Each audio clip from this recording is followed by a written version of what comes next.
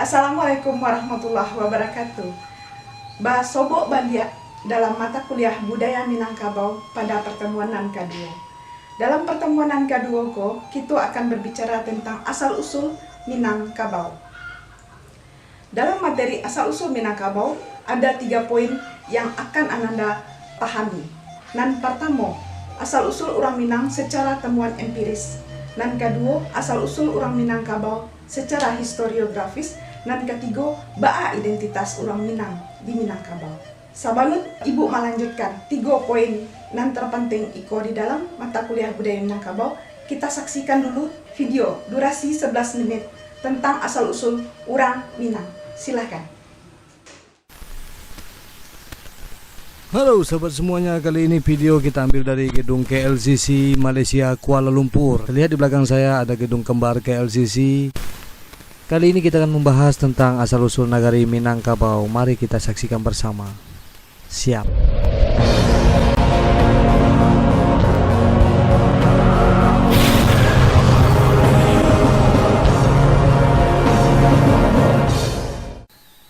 Sejarah kedatangan orang Minangkabau. Dari zaman prasejarah sampai kedatangan orang barat, sejarah Sumatera Barat dapat diidentikan dengan sejarah Minangkabau. Walaupun masyarakat Mentawai diduga telah ada pada masa itu, tetapi bukti-bukti tentang keberadaan mereka masih sangat sedikit. Nenek moyang orang Minangkabau diduga datang dari melalui rute ini. Mereka berlayar dari daratan Indo-Cina, Asia, mengarungi Laut Cina Selatan, menyeberangi Selat Malaka dan kemudian melayari Sungai Kampar, Sungai Siak dan Sungai Indragiri. Setelah melakukan perjalanan panjang, mereka tinggal dan mengembangkan kebudayaan serta peradaban di wilayah Luhak Nantigo atau 50 kota, Kota Agam, dan Tanah Datar sekarang. Mungkin bisa dibilang masyarakat Minang merupakan bagian dari masyarakat Deutero Melayu atau Melayu Muda yang melakukan migrasi dari daratan Cina Selatan ke Pulau Sumatera sekitar 2500 sampai 2000 tahun yang lalu. Diperkirakan kelompok masyarakat ini masuk dari arah timur Pulau Sumatera menyusuri aliran Sungai Kampar sampai ke daratan tinggi yang disebut Darek dan menjadi kampung halaman orang Minangkabau. Beberapa kawasan Darek ini kemudian membentuk semacam konfederasi yang dikenal dengan nama Luhak, yang selanjutnya disebut juga dengan nama Luhak Nantigo, yang terdiri dari Luhak 50, Luhak Agam, dan Luhak Tanah Datar. Pada masa pemerintahan Hindia Belanda, kawasan Luhak tersebut menjadi daerah teritorial pemerintahan yang disebut Afdeling, dikepalai oleh seorang residen yang oleh masyarakat Minangkabau disebut dengan nama Tuan Luhak. Sementara seiring dengan pertumbuhan dan perkembangan penduduk, masyarakat Minangkabau menyebar ke kawasan daerah yang lain, serta membentuk beberapa kawasan tertentu menjadi kawasan rantau. Konsep rantau bagi masyarakat Minang merupakan suatu tempat mencari kehidupan. Kawasan perdagangan rantau di Minangkabau dikenal dengan Rantau Nantuo, terbagi atas Rantau di Hilia, kawasan pesisir timur, dan Rantau di Mudik, kawasan pesisir barat. Di pelosok desa Mahat, Suliki, Gunung Mas, Kabupaten 50 Kota banyak ditemukan peninggalan kebudayaan megalitikum. Bukti arkeologis yang ditemukan di atas bisa memberi indikasi bahwa daerah 50 Kota dan sekitarnya merupakan daerah pertama yang dihuni oleh nenek moyang orang Minangkabau. Penafsiran ini beralasan karena dari Luhak 50 Kota ini mengalir beberapa sungai besar yang bermuara di pantai timur Pulau Sumatera. Sungai-sungai ini dapat dilayari dan memang menjadi sarana transportasi yang penting dari zaman dahulu hingga akhir abad yang lalu. Bukti arkeolog mengatakan bahwa daerah kawasan Minangkabau yaitu 50 Koto merupakan daerah yang dihuni pertama kali oleh nenek moyang orang Minang. Di daerah tersebut mengalir sungai-sungai yang dijadikan sarana transportasi pada zaman itu. Nenek moyang orang Sumatera diperkirakan berlayar melalui rute ini dan sebagian diantaranya menetap dan mengembangkan peradabannya di sekitar 50 kota tersebut. Terbukanya Provinsi Sumatera Barat terhadap dunia luar menyebabkan kebudayaan yang semakin berkembang oleh bercampurnya para pendatang. Jumlah pertumbuhan penduduk yang semakin bertambah menyebabkan penyebaran penduduk ke berbagai lokasi Sumatera Barat, sebagian menyebar ke selatan dan sebagian ke bagian barat Sumatera. Percampuran dengan para pendatang pada masa-masa berikutnya menyebabkan tingkat kebudayaan mereka jadi berubah dan jumlah mereka jadi bertambah. Lokasi pemukiman mereka menjadi semakin sempit dan akhirnya mereka merantau ke berbagai bagian Sumatera Barat yang lainnya. Sebagian pergi ke utara menuju Lubuk Sikaping, Rawo, dan Opir. Sebagian lain pergi ke arah selatan menuju Solo, Sijunjung, dan Darmasraya. Banyak pula di antara mereka yang menyebar ke bagian barat, terutama ke daerah pesisir seperti Tiku, Pariaman, dan Painan. Asal-usul nama Minangkabau.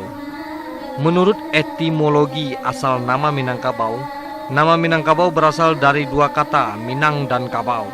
Nama itu dikaitkan dengan suatu legenda yang dikenal di dalam Tambo.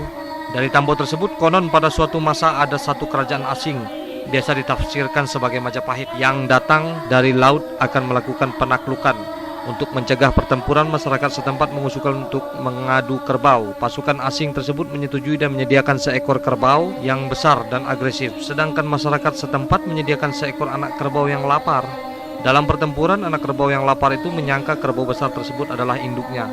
Maka anak kerbau itu langsung berlari mencari susu dan menanduk hingga mencabik-cabik perut kerbau besar tersebut. Kemenangan itu menginspirasikan masyarakat setempat memakai nama Minangkabau yang berasal dari ucapan Manangkabau, artinya menang kerbau. Kisah Tambo ini juga dijumpai dalam hikayat Raja-Raja Pasai dan juga menyebutkan bahwa kemenangan itu menjadikan negeri yang sebelumnya bernama Pariaman atau Periaman menggunakan nama tersebut. Selanjutnya, penggunaan nama Minangkabau juga digunakan untuk menyebut sebuah nagari, yaitu Nagari Minangkabau, yang terletak di Kecamatan Sungayang, Kabupaten Tanah Datar, Sumatera Barat. Dalam catatan sejarah Kerajaan Majapahit, Nagara Kretagama bertanggal 1365 juga telah menyebutkan nama Minangkabau sebagai salah satu dari negeri Melayu yang ditaklukkannya. Begitu juga dalam Tawarikh Ming tahun 1405 terdapat nama kerajaan Minanggebu dari 6 kerajaan yang mengirimkan utusan menghadap kepada Kaisar Yongle di Nanjing. Di sisi lain, nama Minang atau kerajaan Minanga itu sendiri juga telah disebutkan dalam prasasti kedudukan Bukit tahun 682 dan berbahasa Sangsekerta. Dalam prasasti itu dinyatakan bahwa sendiri kerajaan Sriwijaya yang bernama Dapuntah yang bertolak dari Minanga. Beberapa ahli yang merujuk dari sumber prasasti itu menduga kata baris keempat Minanga dan kelima Tamfuan sebenarnya tergabung sehingga menjadi Minanga Tamfuan dan diterjemahkan dengan makna sungai kembar. Sungai kembar yang dimaksud diduga menunjuk kepada pertemuan dua sumber aliran sungai Kampar, yaitu Sungai Kampar kiri dan Sungai Kampar kanan. Namun pendapat ini dibantah oleh Cas Paris yang membuktikan bahwa Tamfuan tidak ada hubungannya dengan temu, karena kata temu dan muara juga dijumpai pada prasasti peninggalan zaman Sriwijaya yang lainnya. Oleh karena itu kata Minanga berdiri sendiri dan identik dengan penyebutan Minang itu sendiri. Para ahli tentang Minangkabau, Profesor Van de Tuk menerangkan bahwa Minangkabau asalnya dari Pinangkabu yang artinya tanah asal. Profesor Dr. Hussein Naimar mengatakan bahwa Minangkabau adalah perubahan fonetik dari Minangkabau, bahasa Tamil yang artinya tanah pangkal. Dr. Andes Zuhir Usman bahwa di dalam hikayat Raja-Raja Pasai, Minangkabau diartikan menang adu kerbau. Hal ini mendapat bantahan dari Profesor Dr. Purbacaraka karena bersifat legenda. Beliau mengatakan bahwa Minangkabau berasal dari Minanga Tamfuan, artinya pertemuan dua muara sungai. Asal-usul menurut Tambo. Dari Tambo yang diterima secara turun-temurun menceritakan bahwa nenek moyang mereka berasal dari keturunan Iskandar Zulkarnain, seorang raja yang tidak ingin disebut sebagai raja, pernah memerintah di Pagaruyung, daerah pusat kerajaan Minangkabau. Aditya Warman adalah seorang raja yang berjasa memberi sumbangsih bagi alam Minangkabau. Selain itu, beliau juga orang pertama yang memperkenalkan sistem kerajaan di Sumatera Barat. Sejak pemerintahan Raja Aditya Warman, tepatnya pertengahan abad ke-17, provinsi ini lebih terbuka dengan dunia luar, khususnya Aceh. Karena hubungan dengan Aceh yang semakin intensif melalui kegiatan ekonomi masyarakat, akhirnya mulai berkembang nilai baru yang menjadi landasan sosial budaya masyarakat Sumatera Barat. Agama Islam sebagai nilai baru tersebut berkembang di kalangan masyarakat dan berangsur-angsur mendominasi masyarakat Minangkabau yang sebelumnya didominasi dengan agama Buddha. Selain itu, sebagian kawasan di Sumatera Barat, yaitu pesisir pantai barat, masih berada di bawah kekuasaan kerajaan Pagaruyung, namun kemudian menjadi bagian dari Kesultanan Aceh. Walau Tambo tersebut tidak tersusun secara sistematis dan lebih kepada legenda berbanding fakta, serta cenderung kepada sebuah karya sastra yang sudah menjadi milik masyarakat banyak. Namun kisah Tambo ini sedikit banyaknya dapat dibandingkan dengan Sulalatus Salatin yang juga menceritakan bagaimana masyarakat Minangkabau mengutus wakilnya untuk meminta Sang Sapurba, salah seorang keturunan Iskandar Zulkarnain tersebut, untuk menjadi raja mereka. Pada awalnya penyebutan orang Minang belum dibedakan dengan orang Melayu. Namun sejak abad ke-19 penyebutan Minang dan Melayu mulai dibedakan melihat budaya matrilineal yang tetap bertahan berbanding patrilineal yang dianut oleh masyarakat Melayu umumnya. Kemudian pengelompokan ini terus berlangsung demi kepentingan sensus penduduk maupun politik. Menurut peninggalan arkeologis, untuk menyelusuri kapan gerangan nenek moyang orang Minangkabau itu datang ke Minangkabau, perlu dibicarakan mengenai peninggalan lama seperti megalit yang terdapat di Kabupaten 50 Kota dan tempat-tempat lain di Minangkabau yang telah berusia ribuan tahun. Di Kabupaten 50 Kota, peninggalan megalit ini terdapat di Nagari Durian Tinggi, Guguk, Tiakar, Suliki, Gunung Mas, Harau, Kapur, Sambilan, Pangkalan, Koto Baru, Mahat, Koto Gadang, Ranah, Sopan Gadang, Koto Tinggi, Ampang Gadang. Seperti umumnya kebudayaan megalit lainnya berawal dari zaman batu tua dan berkembang sampai ke zaman perunggu. Kemudian kebudayaan megalit merupakan cabang kebudayaan dongsong. Megalit seperti yang terdapat di sana juga tersebar ke arah timur. Juga terdapat di negeri Aurduri di Riau, Semenanjung Melayu, Birma dan Yunan. Jalan kebudayaan yang ditempuh oleh kebudayaan dongsong, dengan perkataan lain dapat dikatakan bahwa kebudayaan megalit di Kabupaten 50 Kota sezaman dengan kebudayaan dongsong yang didukung oleh suku bangsa yang sama pula. Oke, terima kasih. Itu penjelasan asal-usul negeri Minangkabau. Jangan lupa di like, subscribe channel Mulifa, dan assalamualaikum warahmatullahi wabarakatuh. Setelah Ananda menonton film durasi Sabaleh Mini tadi, Ananda bisa memahami bahwa ba'a orang Minang, asal-usul orang Minang, dan ba'a tigo luhak dan ado di Minangkabau. Selanjutnya, Ibu akan membahas 3 hal yang terpenting tentang manusia Minangkabau. Nan pertama, asal-usul orang Minangkabau berdasarkan temuan empiris. Kalau kita lihat, penduduk Sumatera, mereka melakukan imigran. Apa itu imigran? Perpindahan dari negara ke negara lain. Nah, penduduk Sumatera itu pernah melakukan imigran dari Taiwan. Kemudian jalur yang ditempuh itu melalui yang pertama dari Taiwan, kemudian melalui Filipina, dan melalui Pulau Luzon. Selanjutnya sampai di Kalimantan. Nah, sampai di Kalimantan baru mereka sampai ke Pulau Sumatera. Kemudian seperti yang dikemukakan oleh Tadmor yang menghipotesiskan bahwa Sumatera bagian tengah atau bagian selatan sebagai tanah air dari asal-usul bahasa Melayu. Bukan dari Kalimantan, tetapi dari Minangkabau.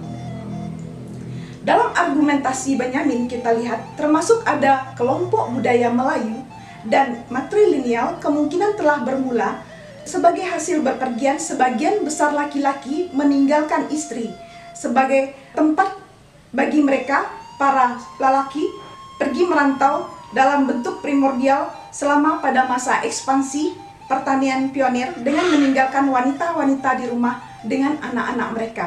Nah, inilah yang menjadi hubungan yang erat antara ibu dan anak. Nah, disinilah yang kalau kita bisa melihat ini melahirkan yang disebut dengan matrilineal.